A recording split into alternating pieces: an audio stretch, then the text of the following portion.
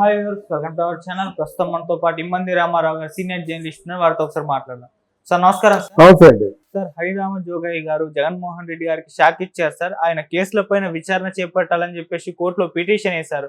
మరి ఇది ఏ విధంగా చూడొచ్చు అంటారు? ఇప్పుడు జగన్మోహన్ రెడ్డి గారు కేసుల పైన విచారణ చేపట్టే అవకాశం ఏమన్నా ఉంది? దానిపైన ఎటువంటి ఇంపాక్ట్ చూపిస్తుంది? అసలు హరిరామ జోగయ్య గారు ఎందుకు ఇన్వాల్వ్ అయ్యారు సార్ ఇప్పుడు ఈ విధంగా? ఇన్వాల్వ్ కాదు, హరిరామ జోగయ్య చాలా సీనియర్ లీడరు. కానీ ఆయనకున్నది ఏంటంటే కొంచెం వయసు రీచ్ కావచ్చు, స్థిరంగా ఆలోచించలేకపోతున్నారు.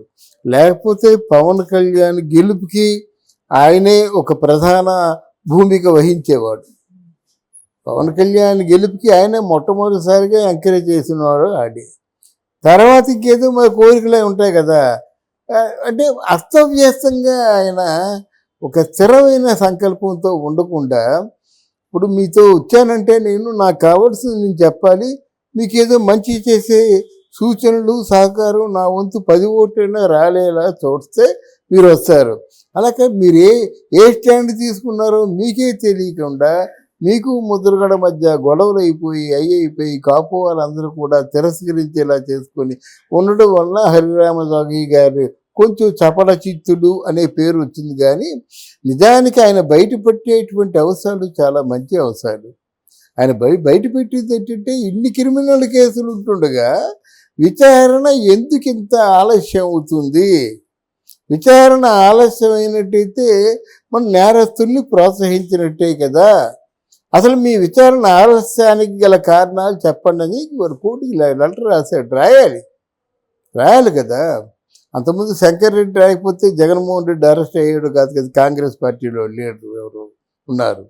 అలాగా కొంతమంది పూడుకోవాలి న్యాయానికి. రఘురామకృష్ణరాజు గారు కానీ ఆ లేఖలు రాయకపోయినట్టయితే జగన్మోహన్ రెడ్డి తాలూకు ఆ కుతంత్రాలు, విషపూరితమైనటువంటి మనస్తత్వం అంతా బయటపడేది కాదు కదా.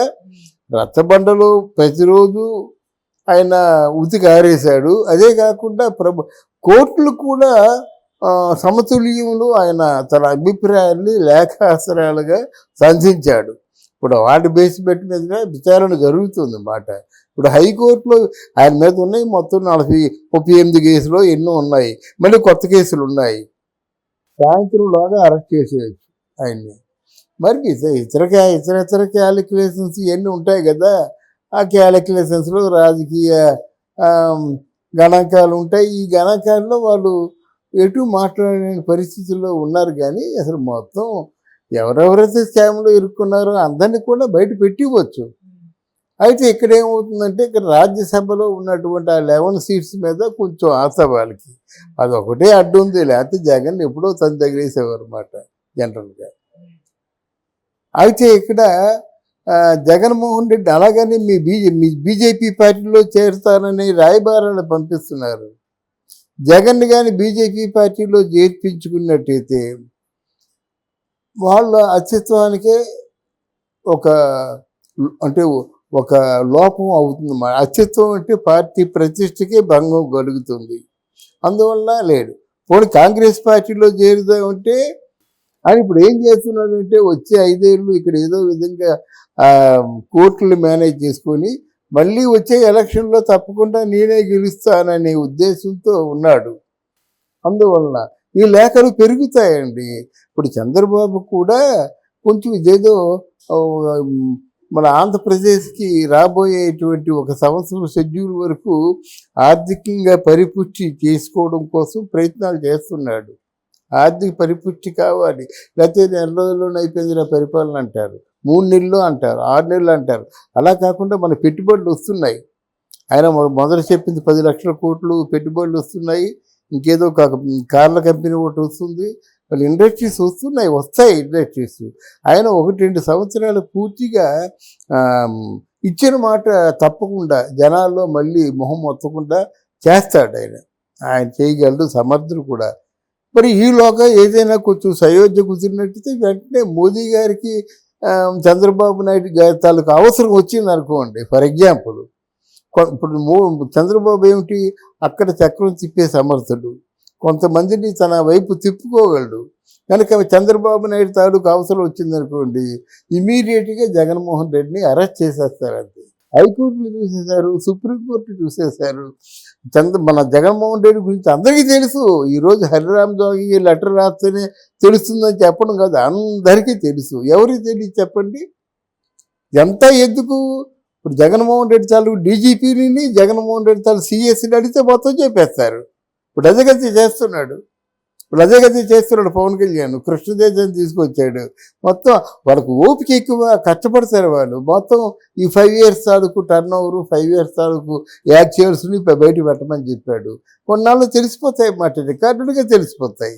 తెలిసిపోయినప్పుడు వీళ్ళ అవసరం వాళ్ళకు ఉన్నప్పుడు నిర్ణయం తీసుకోవడం. కానీ నా అనుభవాన్ని చెప్పడం ఏంటంటే, ఇక్కడ చంద్రబాబు నాయుడు, పవన్ కళ్యాణ్ తాలూకు అవసరం ఉంది. వాళ్ళ వలన మనకి ఈ విధమైనటువంటి కొంచెం వెసులుబాటు ఉండి మనం ఆపదలోంచి బయటపడుతున్నాం అనుకుంటే మాత్రం డెఫినెట్గా వెంటనే అరెస్ట్ చేసేస్తారు. దానికి హరిరామ్ జోగయ్య, ముద్రగడ అవసరం లేదు. ఇప్పుడు మోదీ గారికి పవన్ కళ్యాణ్ మీద విపరీతమైనటువంటి ప్రేమ ఉంది.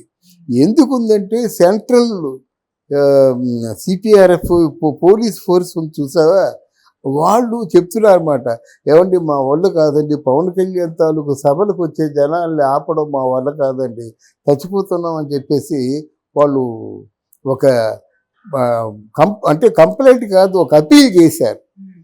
అందుకనే మొన్న అక్కడ మోదీ గారి ప్రమాణ స్వీకారంలో పవన్ ఒక తుఫాను అని సంబోధించడానికి కారణం అది మాట. ఈ పోలీస్ ఫోర్స్ అప్పీల్ చేశారన్నమాట. అమ్మో ఎక్కడ జనం చచ్చిపోతాం అప్పీల్ వాళ్ళ అరికట్టడం కష్టం కదా. అందుకు పవన్కి సభలకు కూడా జనాలు వచ్చేస్తున్నారు తండోపతండాలుగా. అందువలన ఇలాంటి ఏదైనా వెసులుబాటు ఉన్నట్టు జగన్ ఉండడండి. తర్వాత ఆయన ఆలోచన విధానం కూడా సక్రమంగా లేదు, వక్ర మార్గంలో ఉంది. అంటే ఎంతసేపు వీళ్ళు మనసును బాధపెట్టి, వ్యక్తిగతంగా బాధపెట్టి, ఇళ్లలో ఉన్న కుటుంబాలను బాధపెట్టి, వాళ్ళ అభిమానులు బాధపెట్టి ఎంతకాలం ఇలా బాధపెట్టే కదా నువ్వు ఓడిపోయావు. మళ్ళీ అదే స్కూల్ రిపీట్ చేసేలాగా ఉంది. ఇంకా ఉన్న వాళ్ళు కూడా అప్పుడే జనసేనకేమో ఒక 4 రిక్వెస్ట్ చేస్తున్నారు మమ్మల్ని కలుపుకోమని. ఇంకా మిగతా 4 తెలుగుదేశంలో చేరిపోతారు. ఇవన్నీ తెలిసిన బాగోతాలే. మోదీకి తర్వాత అమిత్ షాకి, ఇప్పుడు రాజ్నాథ్ సింగ్ తెలీదా? ఇవన్నీ తెలుసు. వాళ్ళు ఎంత క్రిమినల్స్, ఎంత నేరం చేస్తున్నారో ఏమిటో తెలుసు. ఈరోజు పిన్నెల రామకృష్ణారెడ్డి జగన్ వెళ్ళారంటే, ఒక బాబు మన గుట్లే బయట పెట్టదు అని చెప్పడం కోసం వెళ్ళి ఉంటాడు అంతే. ఇట్లాంటి ఒక కుటిలమైన రాజకీయ నాయకుడు దేశానికే నష్టం అండి. ఒక రాష్ట్రానికి కాదు, దేశానికే నష్టం. జగన్మోహన్ రెడ్డి నిజంగా ఆయన చెప్పినట్టుగా 175కి 170 తెచ్చుకుని అనుకోండి, అక్కడ ప్రైమ్ మినిస్టర్ని దింపేస్తాడు. అంతే మనుషులు కొనుక్కొని. ఈయన మనుషులు కొంటానని కేసీఆర్ తెలివితగ్గుతో బయటికి అనేసాడు. అనకుండా చేస్తాడు జగన్మోహన్ రెడ్డి. అంతటి ఘనుడు. Thank you so much sir. Thank you.